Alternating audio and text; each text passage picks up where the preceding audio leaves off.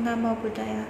Pertama-tama, perkenalkan nama saya Febrianti, NPM 2141256, Prodi Manajemen. Hari ini saya akan menjelaskan mengenai topik ajakan toleransi dan kerukunan dalam agama Buddha.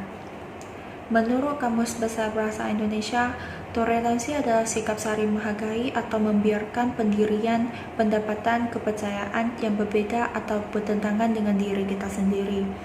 Dari definisi tersebut, dapat kita simpulkan bahwa toleransi mengacu kepada sara atau suku, agama, ras, antar golongan. Maka dari itu, toleransi dapat disebut sebagai sikap saling menghargai kepercayaan atau agama yang berbeda dengan kepercayaan atau agamanya sendiri.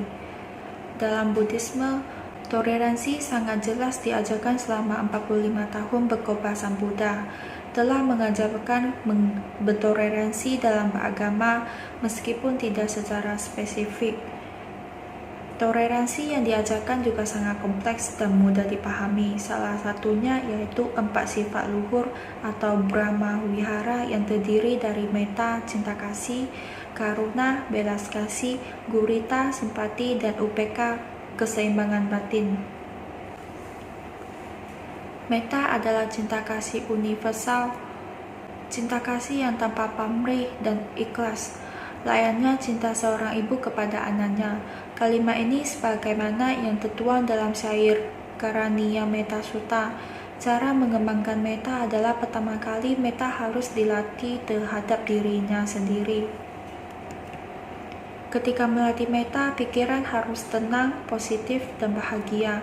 Setelah itu, ia harus merenungkan agar hidup tenang, terbebas dari penderitaan, kesakitan, kegelisahan, ketakutan, dan seterusnya dengan pikiran tidak melekat dengan apa yang kita pikirkan. Hal ini harus dilatih sesering mungkin agar mendapat hasil yang maksimal. Guru Buddha bersabda, di tengah-tengah orang yang membenci, hendaklah seseorang hidup dari kebencian. Sasaran utama mengembangkan metta adalah terhadap semua makhluk. Kedua adalah karuna, merupakan sifat welas asih atau sifat yang timbul karena adanya perasaan iba.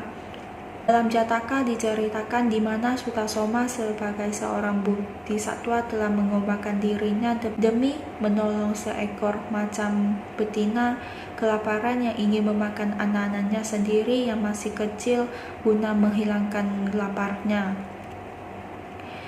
Bodhisattva Sutasoma mencegah niat macam itu dan sebagai gantinya ia memberikan tubuhnya sendiri untuk dimakan. Sesungguhnya unsur kasih sayang yang mendorong seseorang menolong orang lain dengan ketulusan hati. Orang yang memiliki kasih sayang yang murni tidak hidup untuk dirinya sendiri, melainkan untuk semua makhluk. Orang yang pantas kita beri belas kasihan tidak hanya orang miskin saja, tetapi juga orang yang kejam, pendendam, serakah, iri hati, pemarah, mau menang sendiri, sakit, senang, dan lain-lain. Sasaran utama mengembangkan karuna adalah terhadap makhluk yang sengsara dan menderita. Yang ketiga, mudita, yaitu ikut senang melihat orang lain senang atau perasaan gembira atas keberhasilan orang lain. Salah satunya untuk menghilangkan sifat iri hati yaitu mengembangkan mudita. Karena mudita dapat mencabut akar iri hati dan dapat menolong orang lain mencapai kebahagiaan. Sasaran utama mengembangkan mudita adalah terhadap semua makhluk yang makmur dan sejahtera. UPK merupakan keseimbangan batin, pertimbangan yang lurus, pandangan yang adil, tidak berat sebelah atau non-diskriminasi. Guru Buddha bersabda, orang bijaksana tidak menunjukkan rasa gembira maupun kecewa dengan pujian atau celaan. Mereka tetap teguh bagaikan batu karang yang tak tergoyahkan oleh badai. Demikianlah mereka berarti keseimbangan batin. Keempat sifat luhur inilah yang menjadi dasar dari toleransi dalam Buddhisme. Dengan memahami Brahma Wihara dalam diri kita sendiri, akan tumbuh rasa toleransi. Frasa, semoga semua makhluk hidup berbahagia, yang merupakan doa penutup khas umat Buddha yang mencerminkan toleransi. Begitu pula dengan Raja Asoka, seorang penguasa kekaisaran Gupta dari 273 SM sampai 232 SM. Dalam sejarah Buddhisme sangat menekankan pentingnya toleransi dalam beragama. Di saat terdapat ajaran agama yang lain, Raja Asoka sebagai penganut agama Buddha tetap menjunjung tinggi kerukunan dengan umat agama lain.